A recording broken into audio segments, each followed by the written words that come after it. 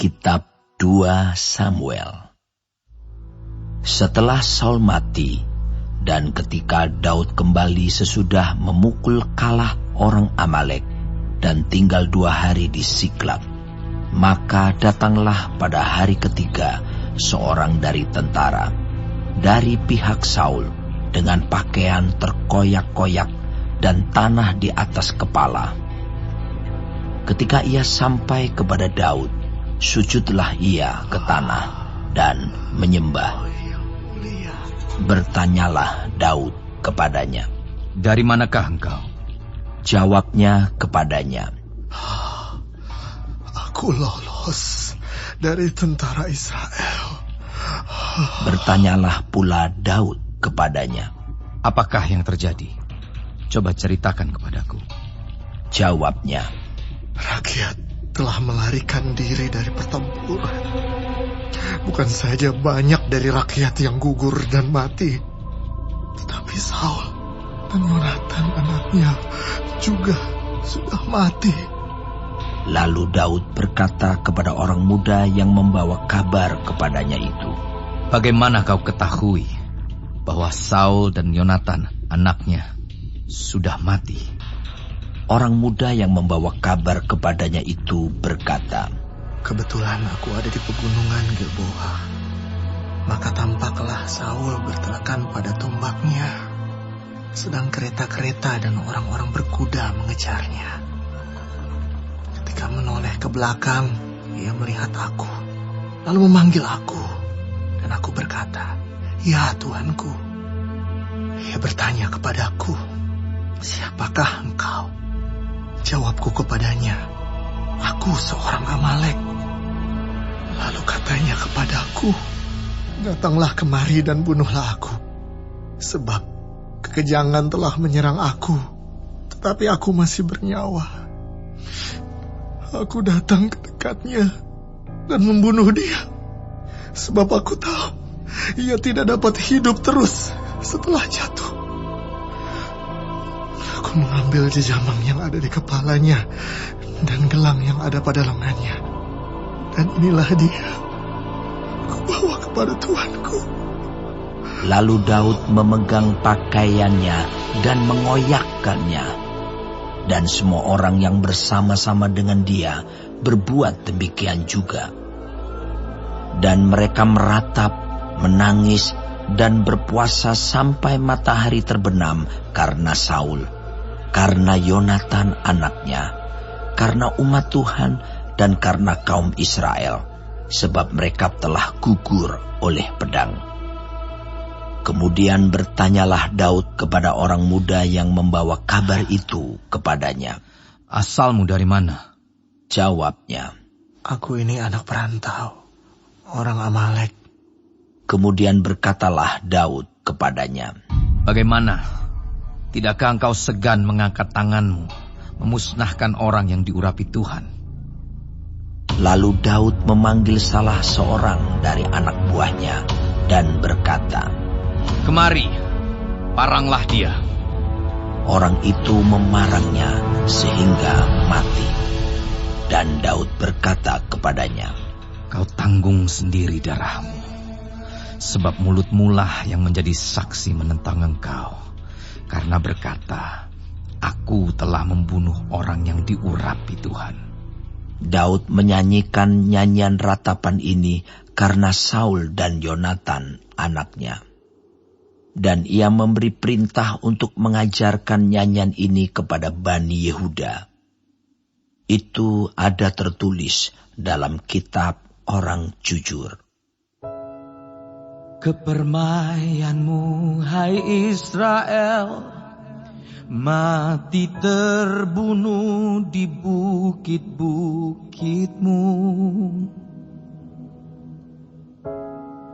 Betapa gugur para pahlawan."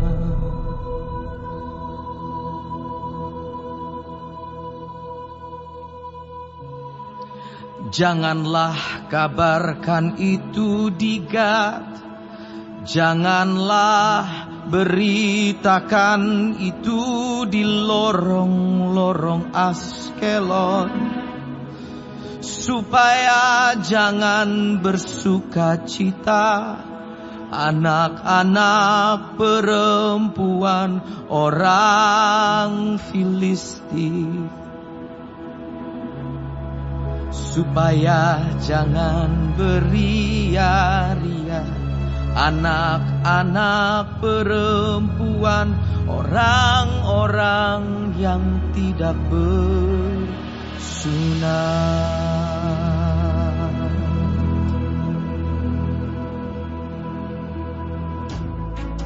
Hai gunung-gunung di Gilboa, jangan ada embun, jangan ada hujan di atas kamu.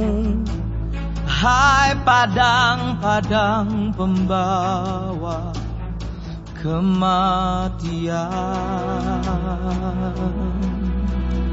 sebab di sanalah perisai para pahlawan dilumuri. Perisai Saul yang tidak diurapi dengan minyak.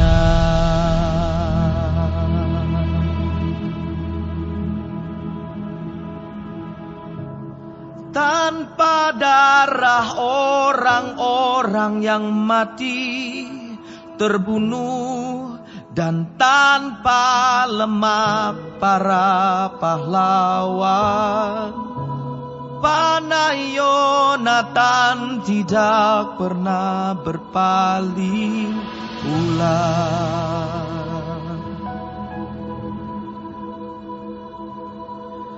Dan pedang Saul tidak kembali dengan hampa.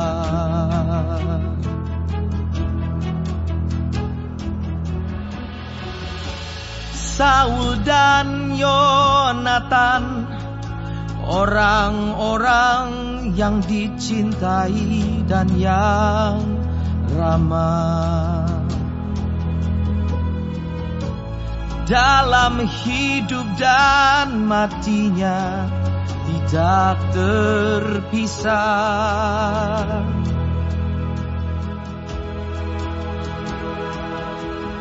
Mereka lebih cepat dari burung Raja Wali, mereka lebih kuat dari singa.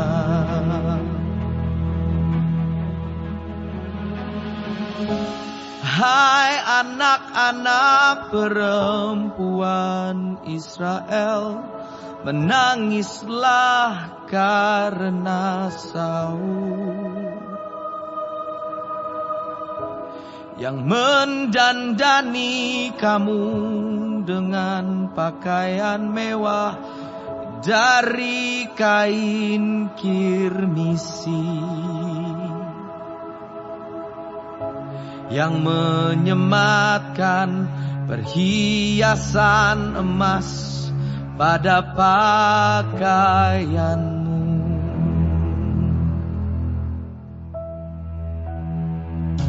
Betapa gugur para pahlawan di tengah-tengah pertempuran. Yonatan mati terbunuh di bukit-bukitmu.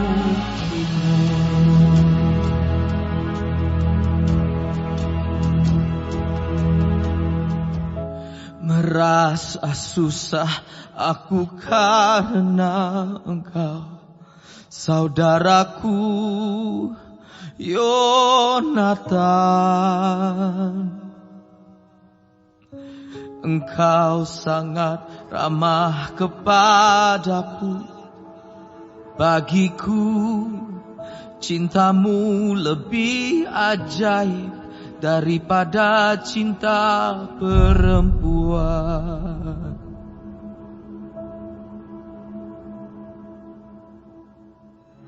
Betapa gugur para pahlawan dan musnah senjata-senjata perang.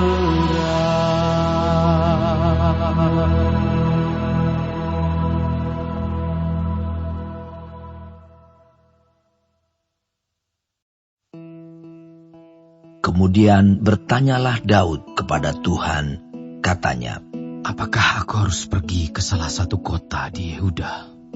Firman Tuhan kepadanya, "Pergilah." Lalu kata Daud, "Kemana aku pergi?" Firman-Nya, "Ke Hebron." Lalu pergilah Daud ke sana dengan kedua istrinya, Ahinoam, perempuan Yisrael, dan Abigail, bekas istri Nabal, orang Karmel itu. Juga Daud membawa serta orang-orangnya yang mengiringinya, masing-masing dengan rumah tangganya, dan menetaplah mereka di kota-kota Hebron. Kemudian datanglah orang-orang Yehuda, lalu mengurapi Daud di sana menjadi raja atas kaum Yehuda. Ketika kepada Daud diberitahukan bahwa orang-orang Yabes Gilead menguburkan Saul, maka Daud mengirim orang kepada orang-orang Yabes Gilead dengan pesan, "Diberkatilah kamu oleh Tuhan, karena kamu telah menunjukkan kasih-Mu kepada tuanmu Saul dengan menguburkannya. Oleh sebab itu, Tuhan kiranya menunjukkan kasih dan setianya kepadamu. Aku pun akan berbuat kebaikan yang sama kepadamu, karena kamu telah melakukan hal yang demikian. Kuatkanlah hatimu sekarang, dan jadilah orang-orang yang gagah perkasa. Sekalipun tuanmu Saul sudah mati, dan aku telah diurapi oleh kaum Yehuda, menjadi raja atas mereka." Abner bin Ner, panglima Saul, telah mengambil Isi-Boset, anak Saul, dan membawanya ke Mahanaim, serta menjadikannya raja atas Gilead, atas orang Asyuri, atas Yisrael, atas Efraim, dan atas Benyamin, bahkan atas seluruh Israel. Isi-Boset bin Saul berumur 40 tahun pada waktu ia menjadi raja atas Israel, dan ia memerintah 2 tahun lamanya. Hanyalah kaum Yehuda yang mengikuti Daud. Dan lamanya Daud memerintah di Hebron atas kaum Yehuda adalah 7 tahun dan 6 bulan. Lalu Abner bin Ner dengan anak buah Isi-Boset bin Saul bergerak maju dari Mahanaim ke Gibeon. Juga Yoab anak Seruya dan anak buah Daud bergerak maju. Mereka saling bertemu di telaga Gibeon, lalu tinggal di sana, pihak yang satu di tepi telaga sebelah sini, dan pihak yang lain di tepi telaga sebelah sana. Berkatalah Abner kepada Yoab, "Biarlah orang-orang muda tampil dan mengadakan pertandingan di depan kita." Jawab Yoab, "Baik." Lalu tampillah mereka dan berjalan lewat dengan dihitung 12 orang dari suku Benyamin, dari Isi-Boset, anak Saul, dan 12 orang dari anak buah Daud. Kemudian mereka masing-masing menangkap kepala lawannya dan menikamkan pedangnya ke lambung lawannya, sehingga rebahlah mereka bersama-sama. Sebab itu tempat itu disebutkan orang Helkat Hazurim, letaknya dekat Gibeon. Pada hari itu pertempuran sangat hebat, dan Abner serta orang-orang Israel terpukul kalah oleh anak buah Daud. Ketiga anak laki-laki Seruya, yakni Yoab, Abisai, dan Asael ada di sana.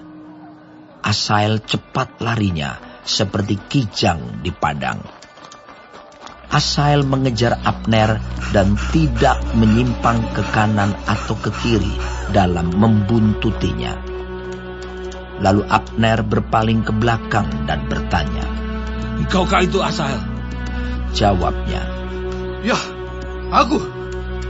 Kemudian berkatalah Abner kepadanya, "Menyimpanglah ke kiri atau ke kanan. Tangkaplah salah seorang dari orang-orang muda itu dan ambillah senjatanya." Tetapi Asahel tidak mau berhenti membuntuti Abner. Berkatalah sekali lagi Abner kepada Asahel, "Berhentilah membuntuti aku. Apa aku harus memukul engkau sampai jatuh? Bagaimana aku dapat memandang muka Yoab, abangmu itu?" Tetapi Asahel menolak berhenti. Lalu Abner menusuk ke belakang ke perut Asahel dengan tombaknya, sehingga tombak itu menembus belakangnya. Dan rebahlah ia di sana dan mati di tempat itu juga. Semua orang yang datang ke tempat Asahel rebah dan mati itu berhenti di sana. Tetapi Yoab dan Abisai mengejar Abner. Ketika matahari masuk dan mereka sampai ke dekat Bukit Ama yang ada di sebelah timur Giah, ke arah padang gurun Gibeon, berhimpunlah Bani Benyamin di belakang Abner menjadi satu gabungan dan bersiap-siap di puncak sebuah bukit. Berserulah Abner kepada Yoab, "Haruskah pedang makan terus-menerus? Tidak tahukah engkau bahwa kepahitan datang pada akhirnya? Berapa lama lagi engkau tidak mau mengatakan kepada rakyat itu supaya mereka berhenti memburu saudara-saudaranya?" Jawab Yoab, "Demi Allah yang hidup, sekiranya engkau berbicara tadi, maka tentulah sudah dari tadi pagi rakyat menarik diri dari memburu saudara-saudaranya." Lalu Yoab meniup sangkakala dan seluruh rakyat berhenti. Mereka tidak lagi mengejar orang Israel dan tidak berperang lagi. Semalam-malaman Abner dan orang-orangnya berjalan melalui Araba Yordan, menyeberangi sungai Yordan, berjalan terus hampir sepanjang siang, lalu sampai ke Mahanaim. Ketika Yoab berhenti memburu Abner dan menghimpunkan seluruh rakyat, ternyata 19 orang dari anak buah Daud hilang termasuk Asahel. Tetapi anak buah Daud menewaskan dari suku Benyamin, dari orang-orang Abner, 360 orang. Mereka mengangkat mayat Asahel dan menguburkannya di dalam kubur ayahnya yang di Betlehem. Kemudian berjalanlah Yoab dan orang-orangnya semalam-malaman itu dan sampai ke Hebron ketika hari sudah terang.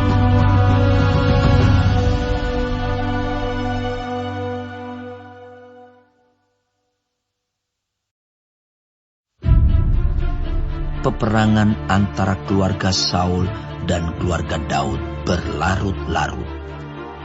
Daud kian lama kian kuat, sedang keluarga Saul kian lama kian lemah. Di Hebron lahirlah bagi Daud anak-anak lelaki. Anak sulungnya ialah Amnon dari Ahinoam, perempuan Yisrael. Anaknya yang kedua ialah Kileab dari Abigail, bekas istri Nabal, orang Karmel. Yang ketiga ialah Absalom, anak dari Maakah, anak perempuan Talmai, Raja Gesur. Yang keempat ialah Adonia, anak dari Hagit. Yang kelima ialah Sefaca, anak Abital. Dan yang keenam ialah Yitream dari Egla, istri Daud. Semuanya ini dilahirkan bagi Daud di Hebron. Selama ada peperangan antara keluarga Saul dan keluarga Daud. Maka Abner makin mendapat pengaruh di antara keluarga Saul. Saul mempunyai gundik yang bernama Rispa. Dia anak perempuan ayah. Berkatalah Isi-Boset kepada Abner, "Mengapa kau hampiri gundik ayahku?" Lalu sangat marahlah Abner karena perkataan Isi-Boset itu. Katanya, "Kepala anjing dari Yehudakah aku? Sampai sekarang aku masih menunjukkan kesetiaanku kepada keluarga Saul, ayahmu, kepada saudara-saudaranya, dan kepada sahabat-sahabatnya. Dan aku tidak membiarkan engkau jatuh ke tangan Daud. Tetapi sekarang engkau menuduh aku berlaku salah dengan seorang perempuan. Kiranya Allah menghukum Abner, bahkan lebih lagi daripada itu, jika tidak kulakukan kepada Daud seperti yang dijanjikan Tuhan dengan bersumpah kepadanya, yakni memindahkan kerajaan dari keluarga Saul dan mendirikan tahta kerajaan Daud atas Israel dan atas Yehuda, dari Dan sampai Beersheba." Dan Isi-Boset tidak dapat lagi menjawab sepatah kata pun kepada Abner karena takutnya kepadanya.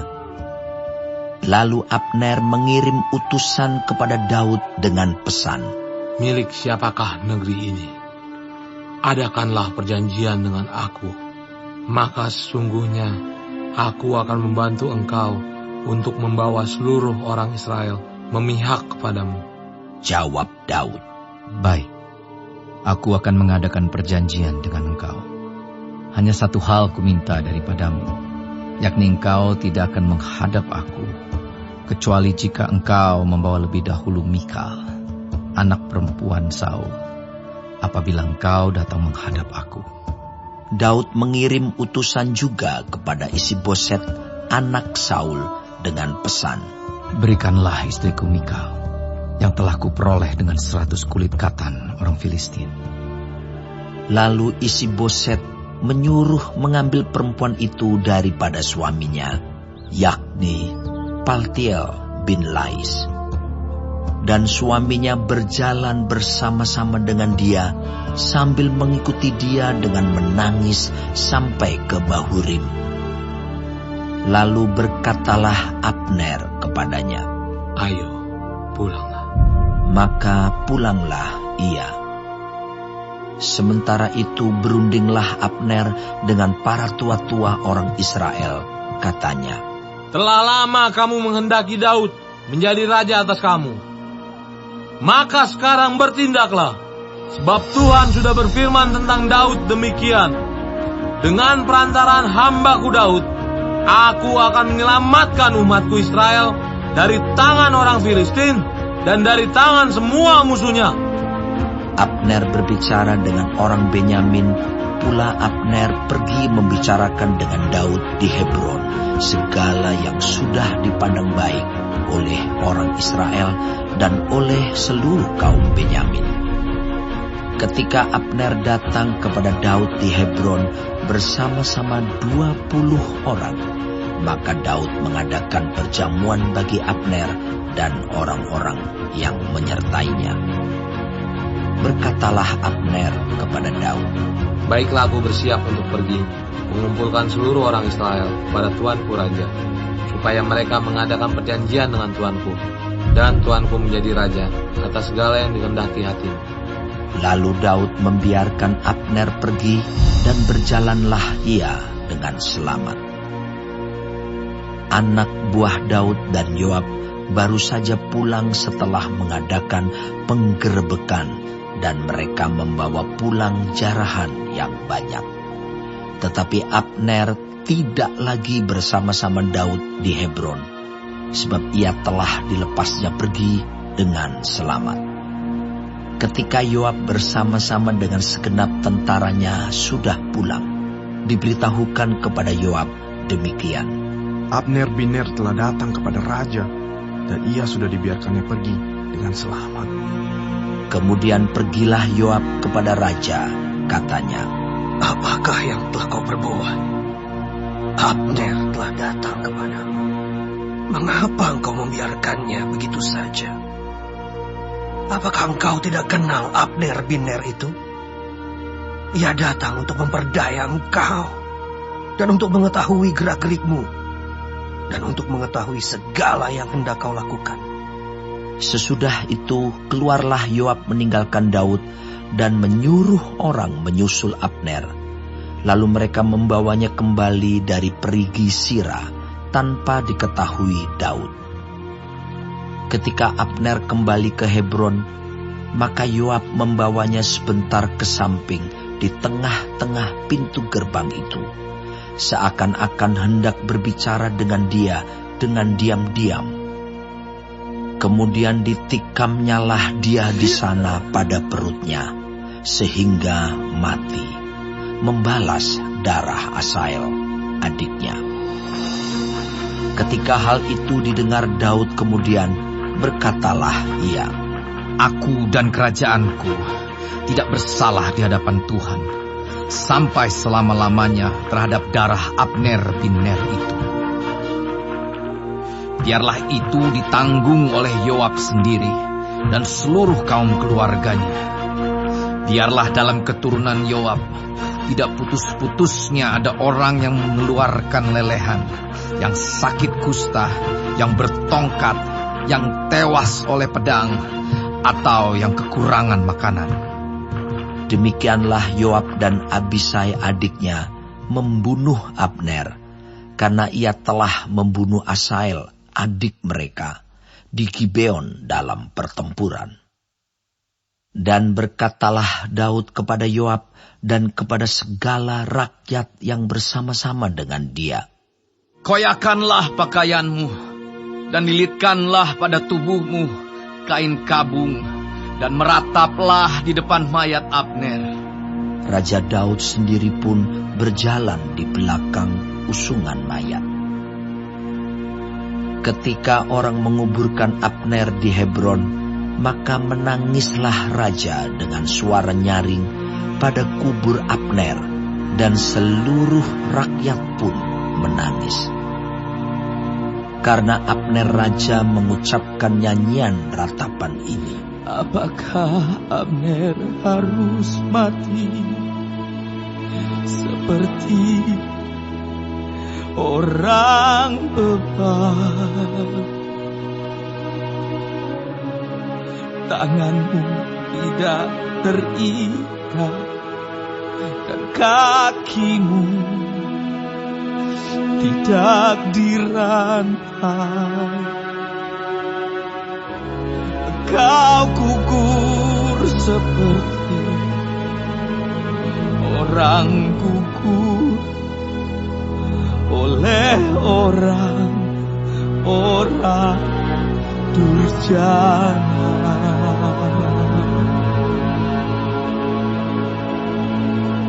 dan seluruh rakyat itu makin menangis karena dia. Seluruh rakyat datang menawarkan kepada Daud untuk makan roti selagi hari siang. Tetapi Daud bersumpah, katanya, kiranya Allah menghukum aku, bahkan lebih lagi daripada itu. Jika sebelum matahari terbenam, aku mengecap roti atau apapun.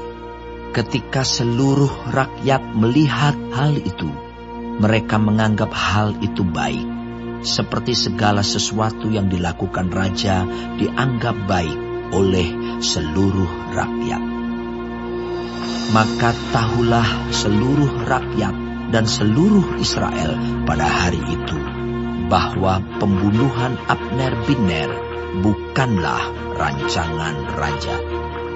Kemudian berkatalah raja kepada para pegawainya, tidak tahukah kamu bahwa pada hari ini gugur seorang pemimpin, seorang besar di Israel? Tetapi aku ini sekarang masih lemah, sekalipun sudah diurapi menjadi raja. Sedang orang-orang itu, yakni anak-anak Zeruya, melebihi aku dalam kekerasan. Kiranya Tuhan membalas kepada orang yang berbuat jahat setimpal dengan kejahatannya.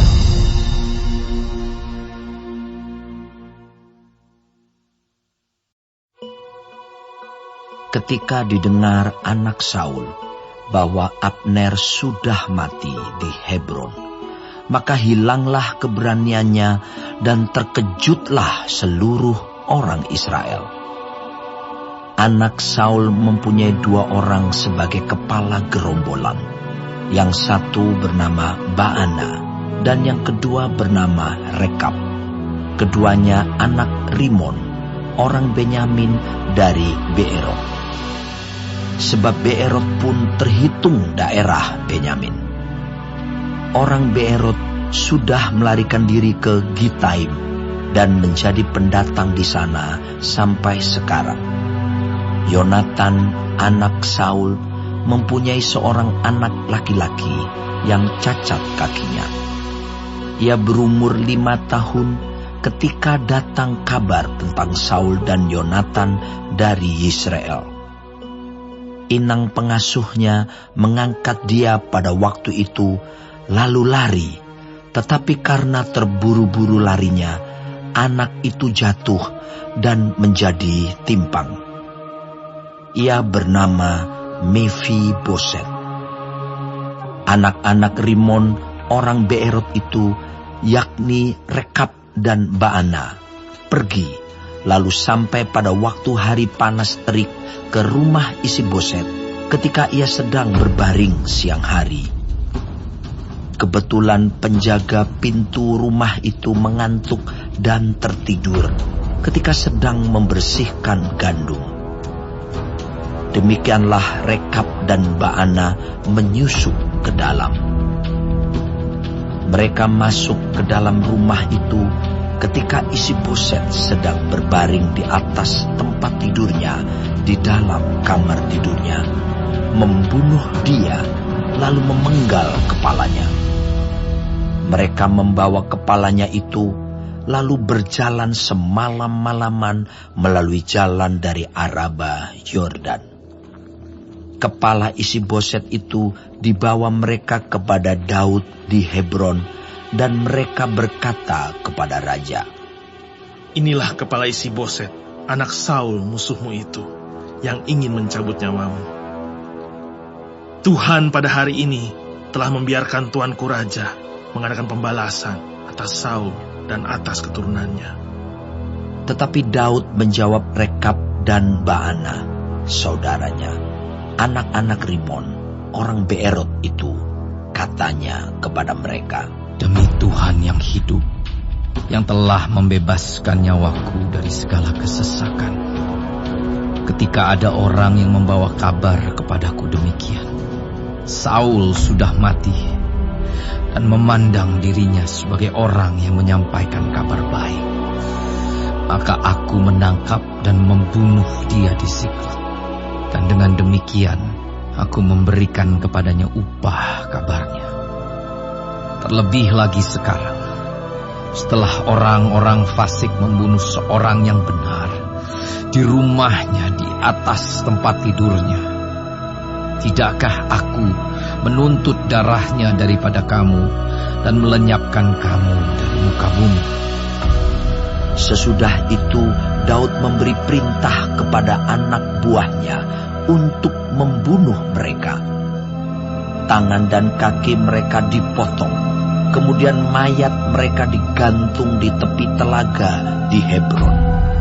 Tetapi kepala Isiboset diambil dan dikuburkan di dalam kubur Abner di Hebron.